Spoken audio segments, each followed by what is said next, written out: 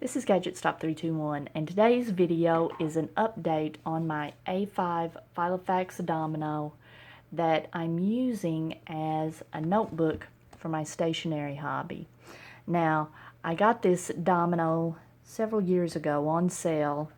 It was partway through the year, about the time that planners go on sale, so I got it at a good price. When I received it, I took out all the planner pages. I kept I kept the little clear top loading folder. I kept the little page marker ruler. It's got a nice little thin plastic cover sheet, and I kept some of the paper, which is, it's not great paper. I have never used any, I haven't even done a pen test on any of this Filofax notebook paper. And in fact, at the end of this video, I may do a fountain pen test. I've got several pens inked up right now. I'll do a fountain pen test on one of these sheets. And so I was using this notebook for school. And the information that I was keeping in it, I was only using a few times a year. And so it wasn't getting that much use. And I really like this notebook. I like the size of it. It's just a really nice notebook.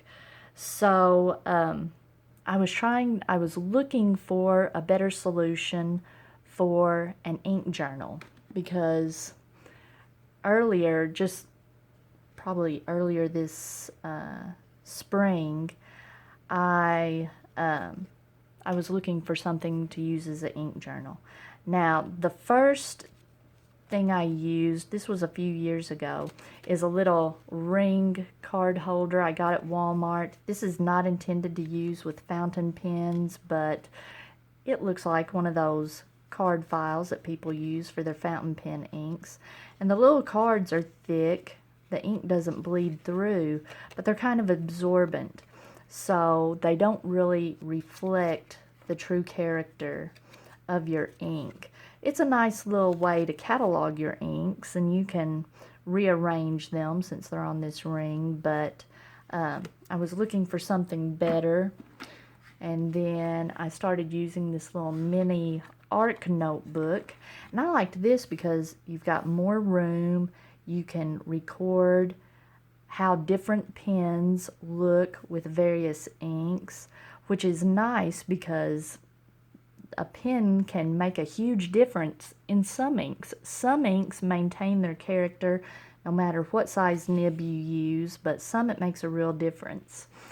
And so I was using this, and I discovered that this too, even though it's fountain pen friendly and my ink wasn't bleeding through for the most part, the paper is just a little too absorbent, and you know, I'm not seeing the character of the ink. Like some of my inks that have major sheen, I just wasn't seeing it. Like this Oxford blue, I had a nib that was really putting down lots of ink, and you just don't see the sheen. So I thought, hey, this would be a nice option because I got a punch for this. I thought I can punch my own paper. So I'm a big fan of Rhodia Ice, and I had a few of these notepads. So I started moving all my fountain pen and mechanical pencil related stuff over to this notebook, and I've got a pretty good setup going right now. In the first section, I keep little notes on each one of my pens. Now, I only have a few of these so far. My most recent pens that I've acquired, I record a description of the pen, how much it cost, where I got it, some pros and cons, some of my thoughts on the pen, and then there's still room if I need to add some notes about it later, if I discover something good about the pen or something bad, I can make notes of that, or I can write on the back if I need to. And so I've done that for a few of my more recent pens, And as I have pens inked up, I can add a page for each pen. And then the next section is my ink journal section. And so this is I'm having to start from scratch on this. I'm going to do like I did in the little ARC notebook. Each page will be its own ink. So I've, got to start on several of my inks. And let's see, Sailor Black, I've been able to try it in several pens so far. So you can see that, in some of the broader nibs, how much different it looks than when you're writing in a fine nib.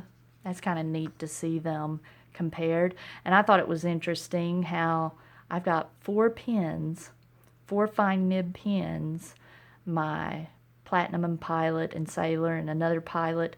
They look exactly the same on the page, but I know these pens and the writing experience with each is just very different.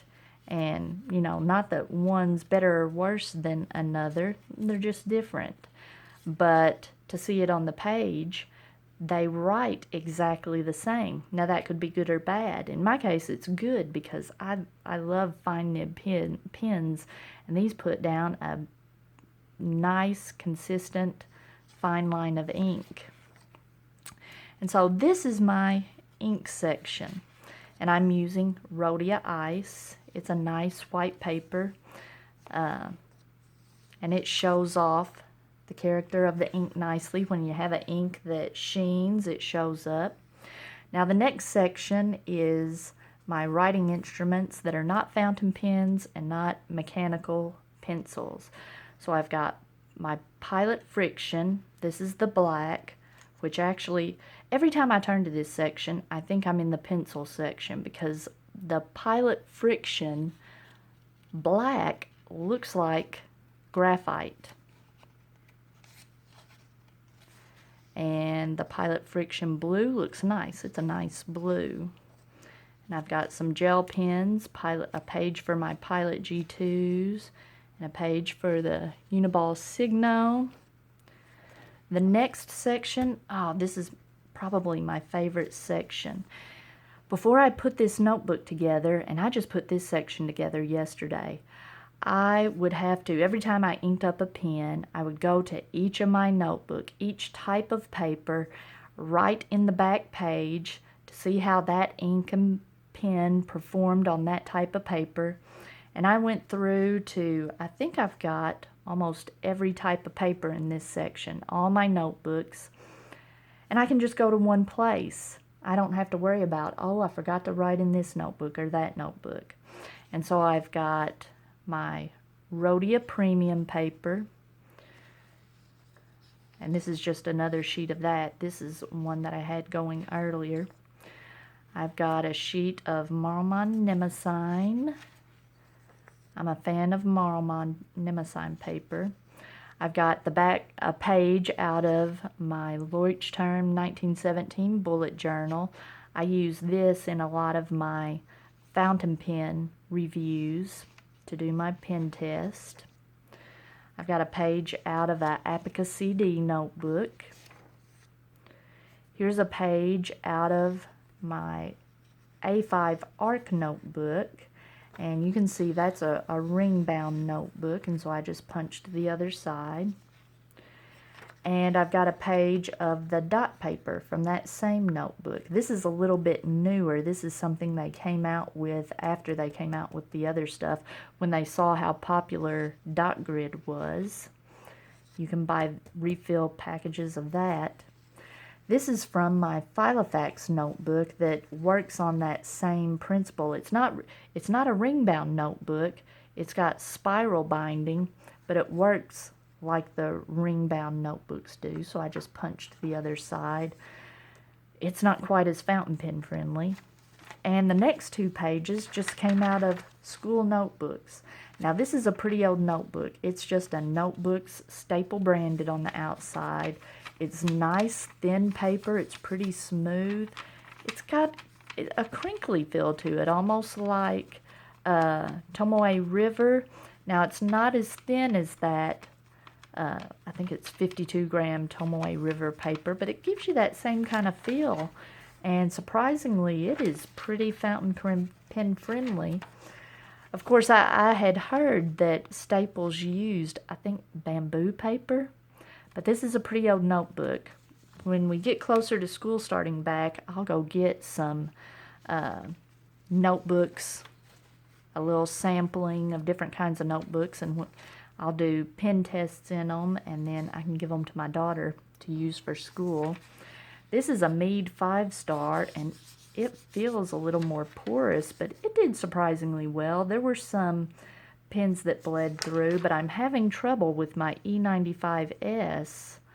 And I had a thought the other day, I think I might need to floss the tines. It may have paper fibers, which is making it, it's a fine nib pen, and I don't remember it writing like this. It's writing all gloopy and gloppy, so I'm going to try flossing the tines. Okay, my last couple pages are Moleskin. Moleskin. This comes out of a Moleskin Kahir. I'm not sure how to pronounce it, but this is the little staple bound notebooks that come in like a 3-pack. Surprisingly fountain pen friendly. Now, this is my original Moleskin Classic hardcover. This is many years old. I got this back before I even started writing with fountain pens. I did not have a fountain pen in my possession at this time, and you can see I was still doing pen tests in the back to see what type of pens I could use with this. And you can see, let me see right here. Here's my first fountain pen.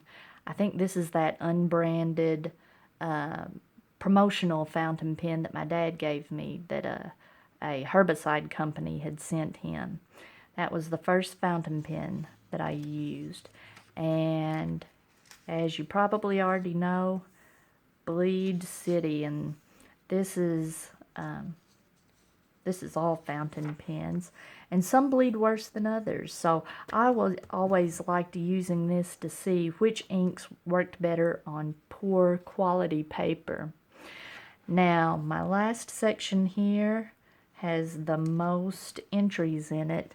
This is my mechanical pencil and drafting pencil collection. And I've done the same thing that I did with my fountain pens. I described the pencil, described where I got it, how much it cost, some pros and cons, and my thoughts on it. And because I was into pencils, that's been my main writing instrument since I was in elementary school. Loved mechanical pencils. I always was into math and science, so I liked to be able to erase. And I was never really big into pens. So, but I didn't really have a mechanical pencil collection. I usually just had one mechanical pencil. I would use it for a couple years.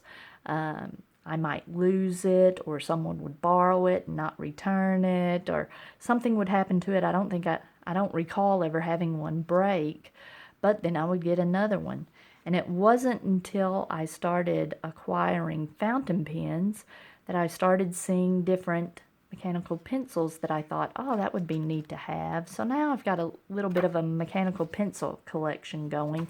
And I'll say this, mechanical pencils are a lot more affordable to collect than fountain pens. But man, fountain pens are fun to use, and they're a lot less stress on your hand to use. Taking it, if I have a significant amount of writing that I'm going to have to do, fountain pen, hands down, much easier to use. And I've got a section of just plain Rhodia ice paper that I punched, that whenever I need to add something to my notebook, I've already got some punched. I've got a pad that's attached back here. I've got a couple of pen loops that I don't really use anymore because I never take this anywhere. This stays in my study, and whenever I ink up a new pen or get a new pencil, it's easy to just get this out and, you know, do a little writing sample in it, test it out. And I said I was going to do a writing sample on this Filofax paper. I am curious. Man, it feels like recycled paper. Let's see. I'm going to zoom in just a little. And use, man, I hope this hadn't been out of focus the whole time.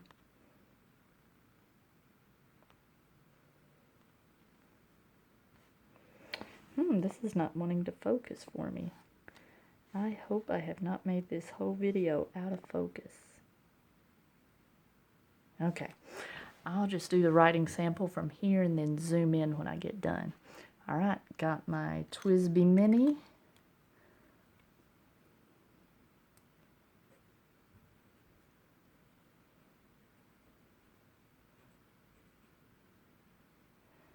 This is the AL version. It's got aluminum trim with a fine nib, and it's inked up with Sailor Black.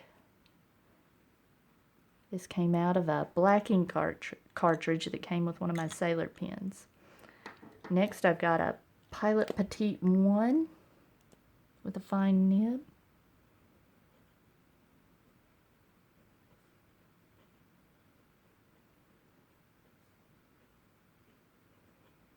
And this is inked up with Iroshizuku Momiji.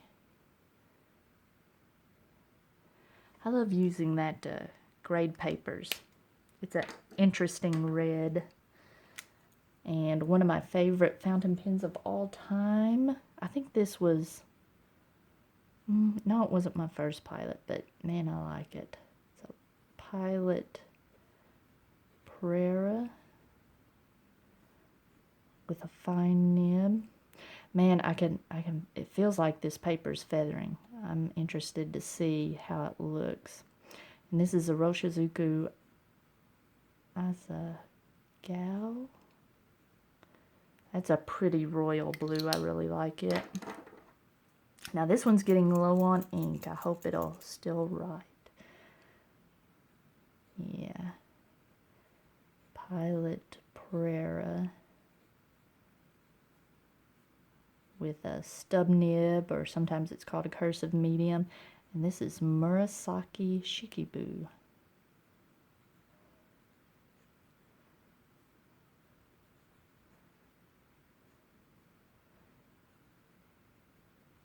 It's a nice pale purple. And one of my favorite fountain pens of all time. The Pilot Custom 74.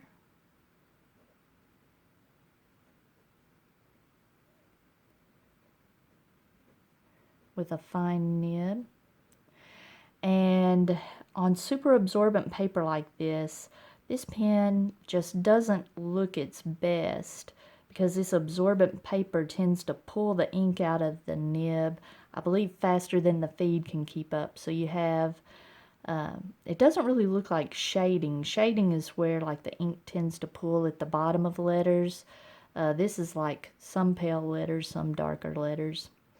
But this is a fabulous ink. Konpeki. A nice blue that has a little bit of a aqua look to it, a little bit of turquoisey look maybe. And another nice pen. Platinum 3776 with a fine nib. And I'm using Colorverse Pale Blue Dot.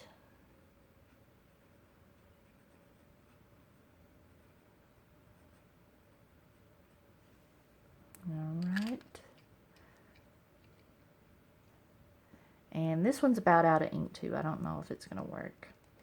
This is my Platinum Preppy with a fine nib.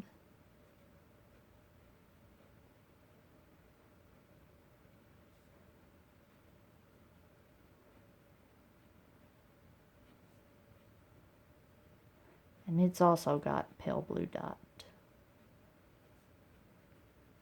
Oh, is it gonna make it? It's wanting to give out on me. It made it. I need to clean that one out. Now, this is the pen that I'm needing to floss the tines, I believe, because it is a fine nib, and I don't recall, this is this is the first pilot that I ever bought, and I don't recall it putting down this much ink, and the ink is just globbing out of it here lately. I think it needs to floss the tines. It's writing like a felt tip marker.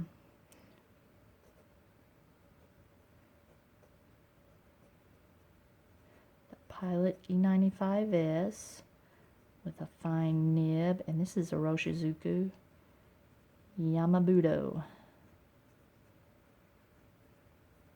I like that ink too. It's a nice match for this pen with that burgundy and ivory cap. Looks really good. Alright, one of my new pens, Sailor LeCool.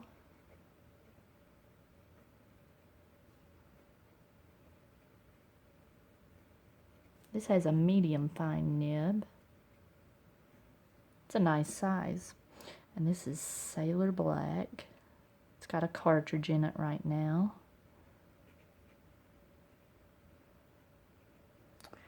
And last pen, how much time do I have? Ooh, I'm cutting it close.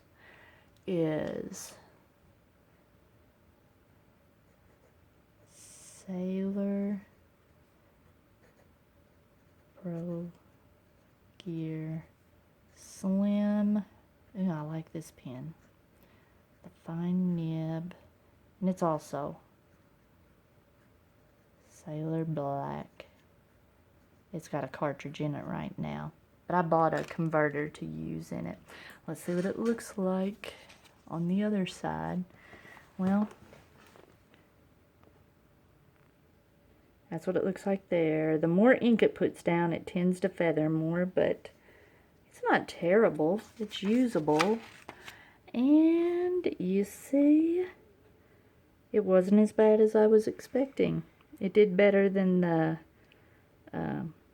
Moleskin, the old Moleskin paper. So, you know, you could test it. You could at least use one side of it. So, I may find myself using this paper more now. Alright, if you found this video helpful, please give me a thumbs up. And if you'd like to see more videos like this, please subscribe to my channel.